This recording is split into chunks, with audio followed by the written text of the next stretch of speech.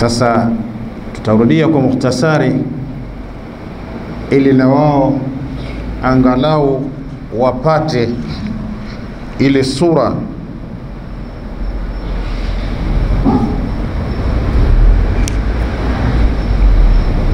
Baada ya hapo tutakuwa na mazoezi ya kivitendo juu ya utekelezaji wa ibada ya hija.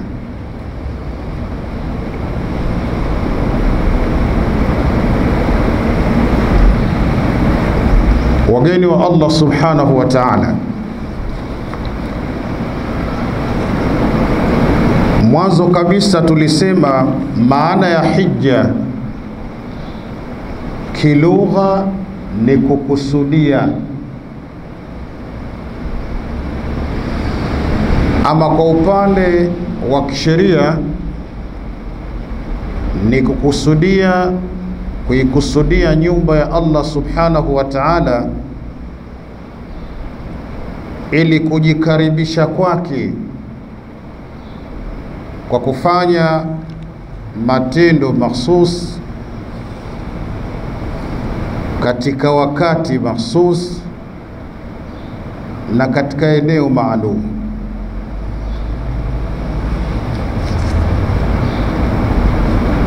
Maana ya hija kisheria ni kuikusudia nyumba ya Mwenyezi Mungu subhanahu wa ta'ala kwa ajili ya kujikaribisha kwake kwa kuyatenda matendo mahsus katika wakati mahsus na eneo maalum.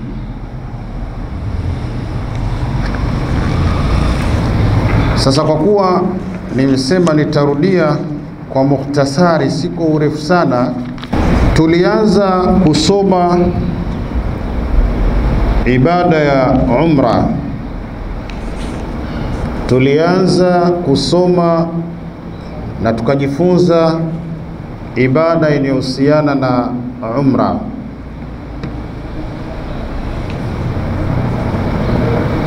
Na tulisema kwamba umra kisheria ni kuikusudia nyumba ya Allah kama ilivyokuwa hija. Umra ni kuikusudia nyumba ya Mwenyezi Mungu subhanahu wa ta'ala kwa ajili ya kujikaribisha kwake kwa kuyafanya matendo maalum,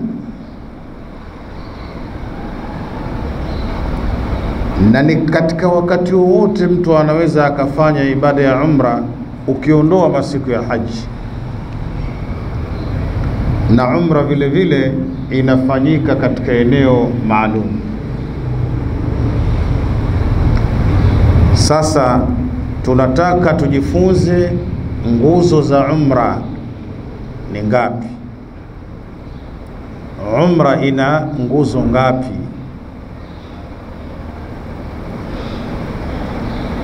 Umra nguzo zake ni 5. Nguzo za umra ni 5. Kwanza ni kuhirimia.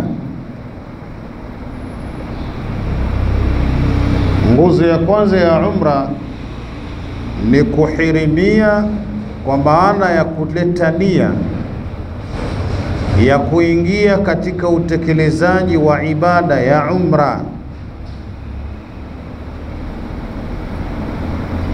Na nia hiyo huwa inawekwa katika vituo maalum. Kwa hiyo nguzo ya kwanza ya umra ni al-ihram. Nguzo ya pili ya ibada ya umra ni tawaf,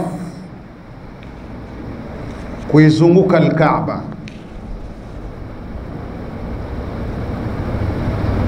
Nguzo ya pili ni kuizunguka al-Kaaba mara 7, na unaanzia pale mahala ambapo jiwe jeusi lipo, ndio mzunguko unaanzia hapo. Unazunguka mpaka ukifikia tena hapa ulipoanzia, maana yake ni kwamba umemaliza ule mzunguko wa kwanza na utaanza mzunguko wa pili, kama tutakavyoelezana katika ibada ya kivitendo hapa. Nguzo ya tatu ya ibada ya umra ni as-sa'i baina as-Safa wal Marwa, ni kutembea kati ya mlima wa Safa na Marwa. Unaanza mlima wa Safa unakwenda Marwa, na utamalizia ibada hiyo ya kule kwenda Safa na Marwa kule kule Marwa, ili mara ya 7 itakukuta ukiwa Marwa. Nguzo ya 4 ni kunyoa nywele zote au kupunguza. Ni kunyoa nywele zote au kupunguza. Nguzo ya 5 ni at-tartib, ni kuyaleta matendo haya kwa mpangilio maalum kama huu ambao tumeutaja hapa. Kwa kuyafanya matendo haya matano, basi ndio ibada ya umra tayari umeshaimaliza. Umetia nia kwenye kituo, umezunguka al-Kaaba mara 7, umekwenda Safa na Marwa mara 7, unanyoa nywele zote au kupunguza. Na kunyoa nywele zote ni kwa mwanamume, mwanamke anatakiwa apunguze tu. Nguzo ya 5 ni kuyaleta matendo haya kwa mpangilio. Kwa kuyafanya mambo haya matano, ibada ya umra itakuwa umeikamilisha. Tumeelewana jamani? Sasa ile nia tunayoiweka tukiwa katika kituo, matamko yake ni haya yafuatayo. Utasema nawaitul umra wa ahramtu biha lillahi ta'ala labbaik allahumma bi'umra. Nawaitul umra wa ahramtu biha lillahi ta'ala labbaik allahumma bi'umra. Baada ya kutia hii nia, kauli mbiu inayofuata hapa ni kuleta talbia. Innal hamda wa ni'mata laka wa mulk la sharika lak labbaik allahumma labbaik labbaik la sharika lak labbaik innal hamda wa ni'mata. Simameni kwanza, simameni. Simameni. Shema Chalenga sema simameni. Usitangulie mbele wewe mwenyewe. Talbiya ni qawlihi labbaik allahumma labbaik labbaik la sharika laka labbaik innal hamda wan ni'mata laka wal mulk la sharika laka labbaik allahumma labbaik labbaik la sharika laka labbaik innal hamda wan ni'mata laka wal mulk la sharika lak.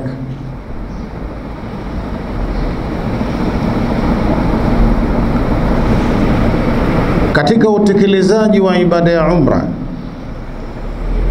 hapa nimeyataja nguzo 5, lakini ndani yake unapokuwa unaitekeleza kuna sunna nyingi tu huko. Kwa mfano kuleta talbia sunna. Baada ya kuizunguka al-Kaaba,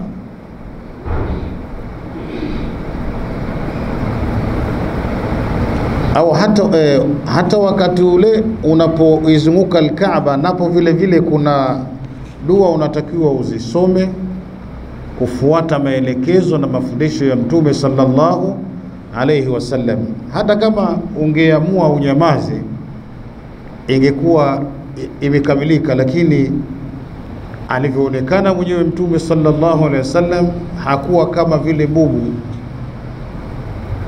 Kwa hiyo kuna dua unazisoma, na kutoka katika ruknul yamani kuja mpaka hapo ulipoanzia tawafu kuna dua maalum aliyofundisha Mtume sallallahu alayhi wasallam, ambayo utaisoma mpaka unafika pale kwenye jiwe jeusi, nayo ni kusema rabbana atina fid dunya hasana wa fil akhirati hasana wa qina adhaban nar. Lakini maeneo mengine yote yale unasoma dua yoyote.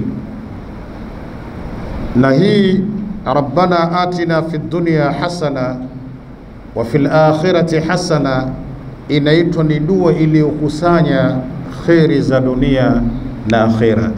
Ni dua kubwa kuliko zote.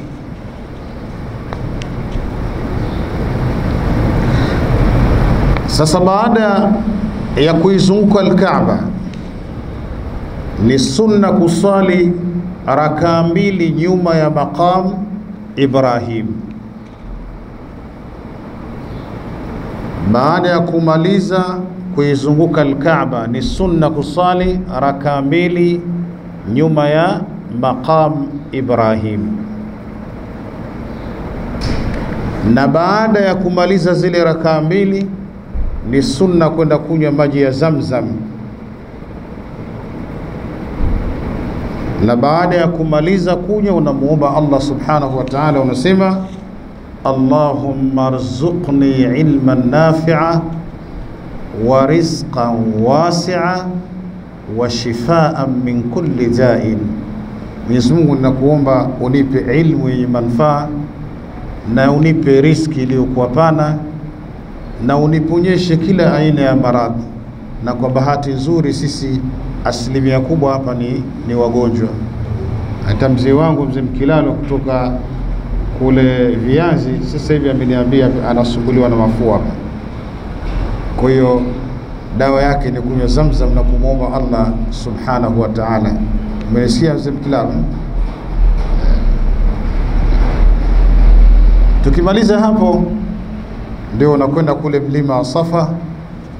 Wakati unaupanda mlima wa Safa unasema bismillahir rahmanir rahim, inna as-safa wal marwata min sha'airillah faman hajja al-bayt aw i'tamar fala junaha alayhi an yatawafa bihima waman tatawwa khairan fa inna Allaha shakirun alim.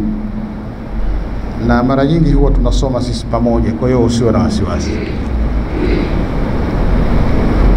Ukishamaliza hii dua unaiangalia al-Kaaba, utaiona iko kwa chini, utasema Allahu akbar, Allahu akbar, Allahu akbar, la ilaha illa Allah wahdahu la sharika lahu, lahul mulku wa lahul hamdu wa huwa ala kulli shay'in qadir, la ilaha illa Allah anjaza wa'dahu wa nasara 'abdahu wa a'azza jundahu wa hazama al-ahzaba wahda. Ukishamaliza unateremka sasa kutoka Safa unakuja Marwa, na kule Marwa utasema kama ulivyosema Safa. Ukimaliza mara hizo 7 ndio unatoka kule Marwa, utawakuta vinyozi wako pale, na kwa kuwa Mungu akipenda tutakuwa pamoja, tutawakuta vinyozi wako pale, tutanyoa vichwa vyetu pale. Kama tutakwenda na mtu anajua kunyoa, hakuna ulazima wa kunyoa pale, tunaweza tu bana tutanyoa na kule hoteli. Tukifika kule na mikasi ipo mingi tu, tutanyoana pale, tunazisalimisha riale 10. Maana kunyoa pale ni riale 10. Kwa hiyo mahujaji wa nyumba ya Allah subhanahu wa ta'ala, huo ndio utekelezaji wa ibada ya umra. Umra ina nguzo zake 5: kuhirimia kwa maana ya kutia nia, kuizunguka al-Kaaba mara 7, Safa na Marwa utatembea mara 7, kunyoa nywele zote au kupunguza, na kuyafanya haya mambo kwa mpangilio. Ukifika Makka, Allah subhanahu wa ta'ala akikujalia ukikanyaga mji wa Makka, tunakwenda msikitini, tunafanya mambo haya 5, ibada ya umra imekamilika. Hata wale waliokwenda umra Ramadhani watafanya hivi. Wakati wote unapoamua kufanya ibada ya umra, basi nguzo zake umra ni 5. Tumeelewana wageni wa Allah? Sasa kuna tofauti gani kati ya ibada ya hija na umra? Ipi tofauti iliyopo kati ya ibada ya hija na umra, Sheikh Makungu? Tofauti iliyopo kati ya hija na umra ni mambo mawili tu. Hija ina miezi maalum. Hija ina miezi maalum, na hili Allah subhanahu wa ta'ala amelieleza katika kitabu chake, akasema al-hajju ashhurun ma'lumat, kwamba hija ina miezi maalum. Lakini umra haina miezi maalum. Mwaka wote, mwaka mzima unafanya ibada ya umra, ukiondoa yale masiku ya hija tu. Hiyo ni tofauti ya kwanza kati ya hija na umra, kwamba hija ina miezi maalum: mfungo mosi, mfungo pili na mfungo siku 10 zile za mfungo 3. Lakini umra unafanya mwaka mzima, ukiondoa zile siku 10 za hija, ukiondoa yale masiku ya hija. Tofauti nyingine ni kwamba hija imekusanya matendo ambayo ndani ya umra hakuna. Hija inakusimama Arafa, kule kwenye umra hatukuhitaji kusimama Arafa. Hija inakulana Muzdalifa na Mina, ndani ya umra hilo halipo. Hija ina ramyul jimar, kule kuvipiga vile vikuta, jambo ambalo hilo katika umra halipo. Tofauti yake ni hiyo tu. Hija ina masiku ina miezi maalum, umra haina miezi maalum. Hija ina kusimama Arafa, kulala Muzdalifa na Mina, na kuvipiga vile vikuta, kurushia mawe pale. Katika umra hilo jambo halipo. Hii mahujaji wa nyumba ya Allah subhanahu wa ta'ala ndiyo tofauti iliyopo katika